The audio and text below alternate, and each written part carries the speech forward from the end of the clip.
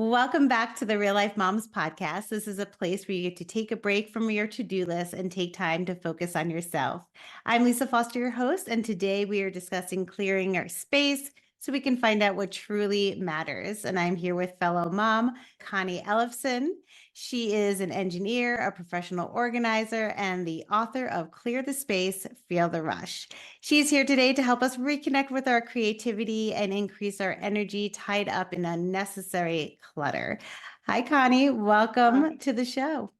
Hi, Lisa. Thanks so much for having me. Yes, I'm so glad to have you here because clutter is something I collect, which I'm sure you do not want to hear or anyone wants to. Everybody does.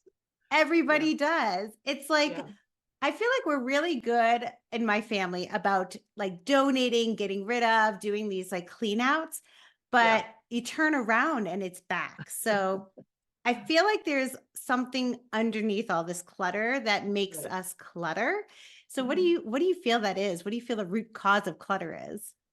It's unique to each person. Everybody has a different reason, but there's something or things that happened in our childhoods that make us want to hold on to something or feel more powerful if we have more stuff. Or I don't know, I just think there's something primeval about collecting things. So you just feel like you're more present in the world. What I realized, I was telling you beforehand, I moved so many times when I was a kid, and we always junked out every time we moved. So, but we traveled light. And then when I graduated college and later got married and had two kids and moved from a large house to a small one, it took me and five big guys 4.5 hours to load everything into the van. And again, it wasn't like a super cluttered, crowded house. It was just enough stuff to fill all these 3,000 square feet or whatever. Furniture in every room, to each room furnished, and the kids' toys, and it wasn't even that crowded, but it's just a lot of space to fill up, and we tend to fill it up. We don't just leave it empty. So there's lots of different ways. But I realized, because I read so many organizing books, and I try all the stuff and I do it, and then 3 months later it would all be disintegrated again. And I realized there's mental and emotional clutter behind the physical clutter.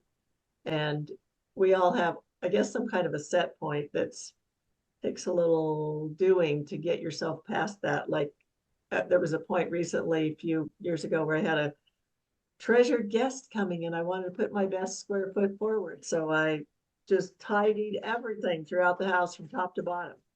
And I kept it that way for like 3 days. And I'm like, this feels kind of weird. It almost made me uneasy to have it too much more clear than I was used to.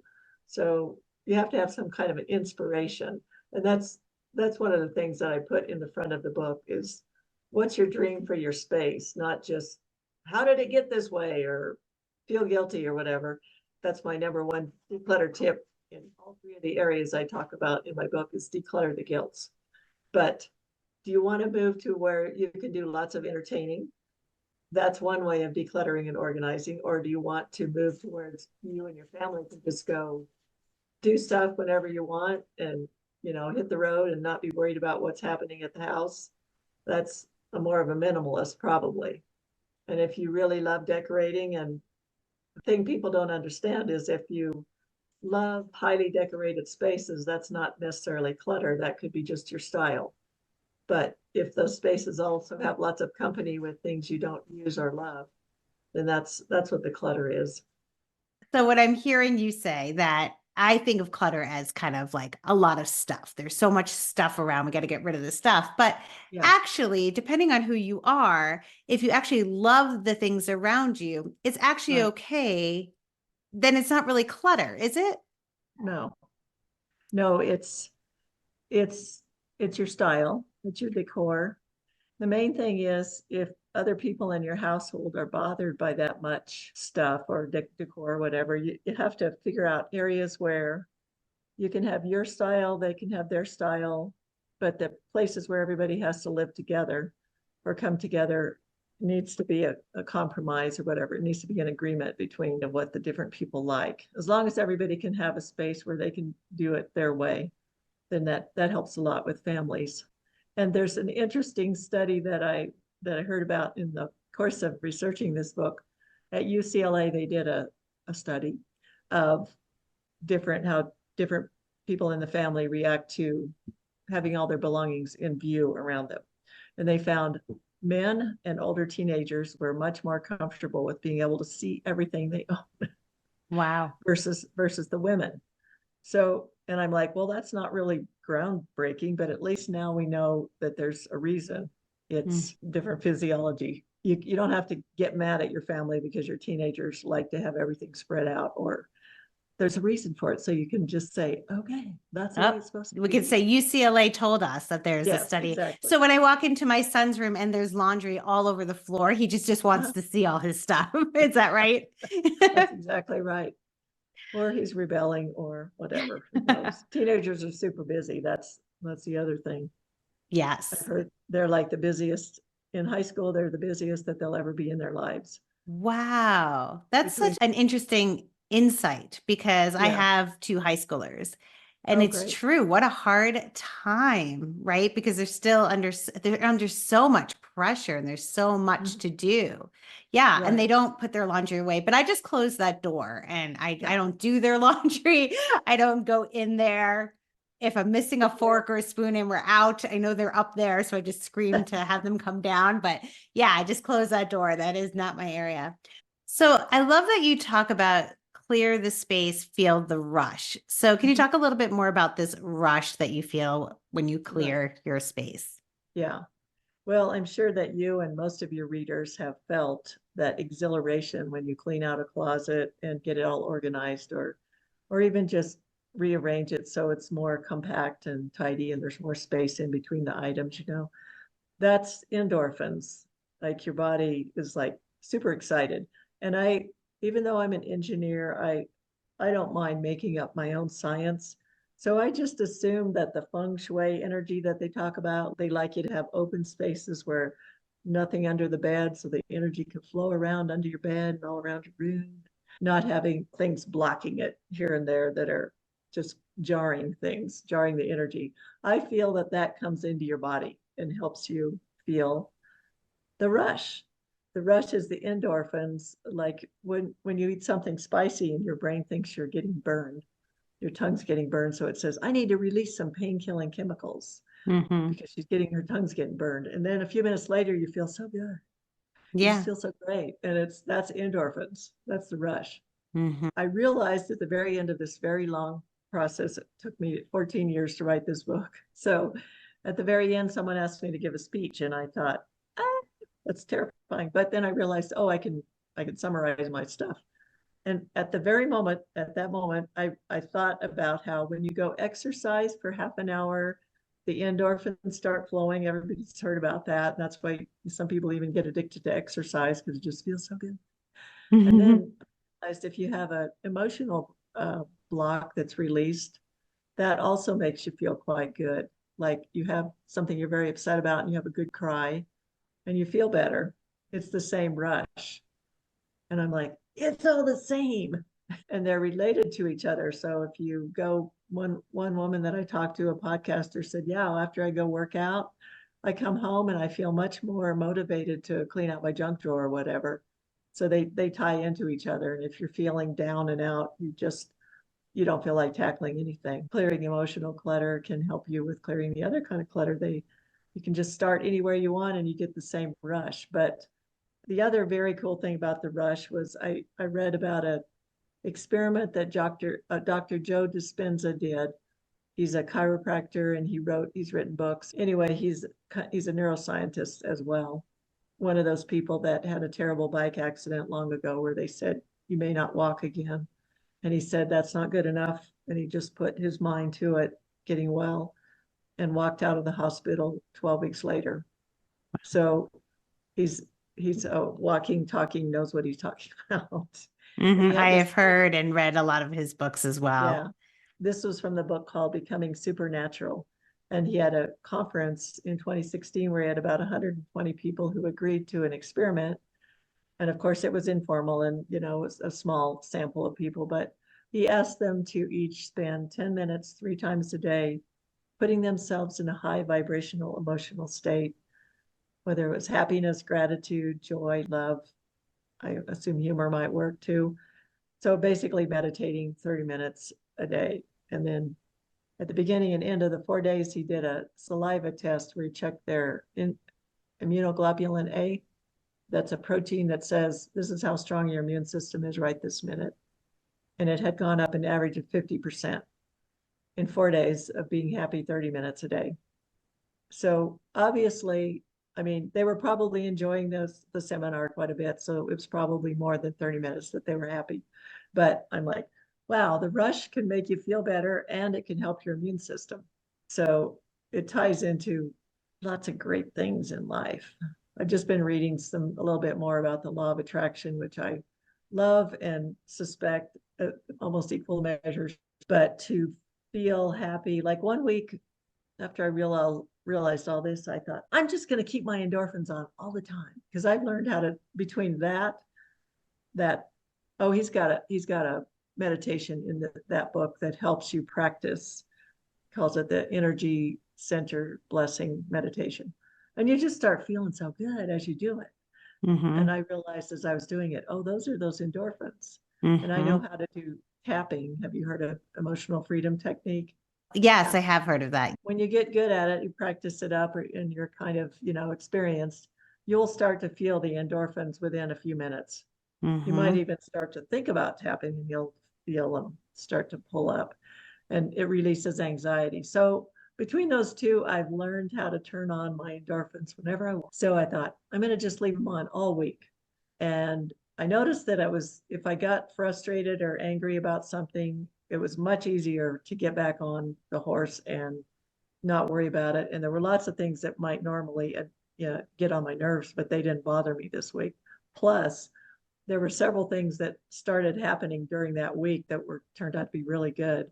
So I'm like, I should do this all the time. And I try, but sometimes I forget. Well, Anyway, we all slip back into like old patterns too, right? yeah. So the more you practice, the more it becomes more natural and that becomes a new pattern for you that you would slip back into. But yeah, I totally agree.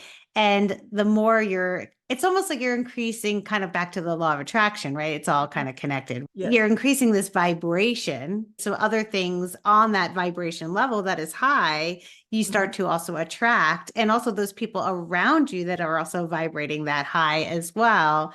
You're attracting them. That's why it's so much goodness, increasing that vibration. So and I like how you're correlating it to that the endorphins kind of increase that vibration for you, that a vibration is kind of that ripple effect to all those good things.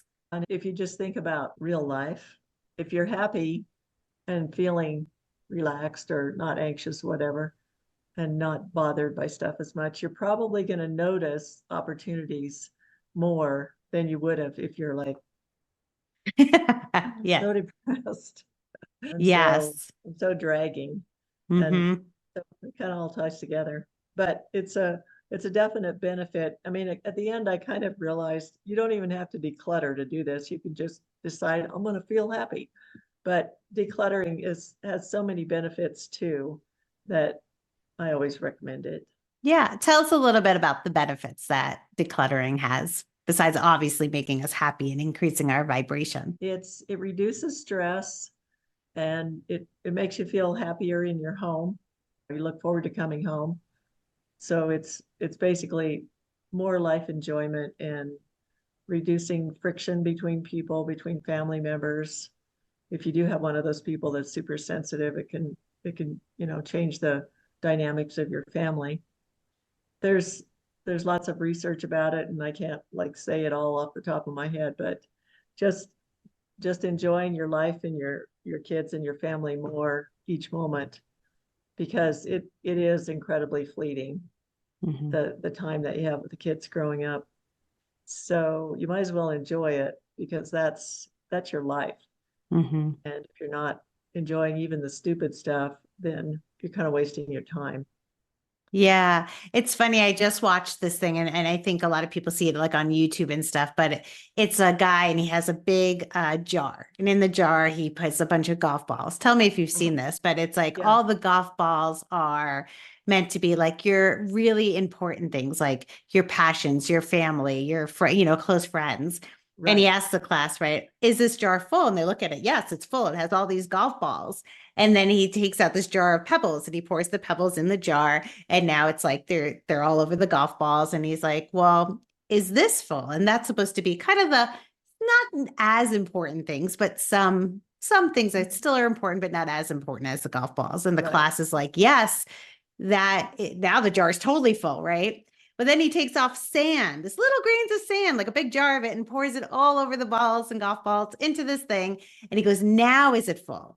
And they're like, Mhm. yeah. And he goes, well, the sand is the not important stuff. And if we poured that in first, there'd be no room for the golf balls that are the most important stuff to actually fit in Right. your jar. So always make sure you're looking at the golf balls and making sure you know what those are so that you Mhm. can fit those in first, right? That's your Right. priority. And I guess the Uh-huh. sand's kind of the clutter that kind of gets Right. in our way and fills our jars before we can have all those golf balls.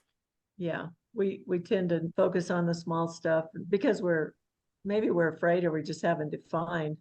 That's why it's nice to have a goal that you're reaching towards or a style of decor or just how do you want to spend your life with your family? If you'd rather be going out doing sports but you're just hung up because there's one person, usually mom in the family, that hates going off and leaving the place a mess and either coming back to it or what if somebody stopped by and saw it this way? Right, right. Like, So I mean, honestly, the dishes, my mom always says to me, the dishes are still going to be there. You can go do something else. They'll still be there. Don't worry. You're not going to miss it. mhm. Yep. And some of us believe that and some of us don't. So Right. if you're one of those people that doesn't, then you need to simplify your life as much as possible and keep doing it over and over because it does, like you said at the beginning, it does creep up. We get birthday presents, we get holiday presents, we see things on sale, and even the most dedicated minimalist it's going to gradually increasing again until you periodically go through and junk out like my mom used to make us do. Lately, I have to say, I've been asking myself more, why do I want that? Or am I going to actually enjoy that? Whatever it is. Sometimes it's even a cup of coffee that I'm like, I don't really want that coffee. I just want something to fill my soul, like I gave myself a gift. But Right. that's not what I want. I mean, I'd rather have a hug or go for a Yeah. walk or something different, right? So I've been Yeah, that's asking that. true. And it's interesting if you can pause, because I think we're always going. But if you can Mhm. pause and actually ask yourself, do I want this? I think the answer is usually probably no, and that there's something deeper that you really need that you're just trying to fill the space. Yes, very good, very profound. It's exactly what it is. And one of the good things about decluttering and donating stuff is you think maybe I could start being a lot more careful about what I let come in. Like you said, do I really need this new dress or whatever, or this new utensil for my kitchen? It's stop and think whether you already have enough. I helped an elderly woman with moving from an apartment to an assisted living, and she was going to have all her meals in the lunchroom, the dining hall. And so when we got done with her kitchen, which they're very small in some of these places, they don't need a lot of kitchen space. She had one saucepan in her cupboard, maybe one casserole or something. And then she had a salt and pepper, some garlic salt, and that was it for spices. I said, "You're my hero." So It's kind of all you need, honestly. yeah, and I've heard that wealthy people have a sort of a nomadic, ultra wealthy, a nomadic spirit. So they actually tend to not accumulate clutter.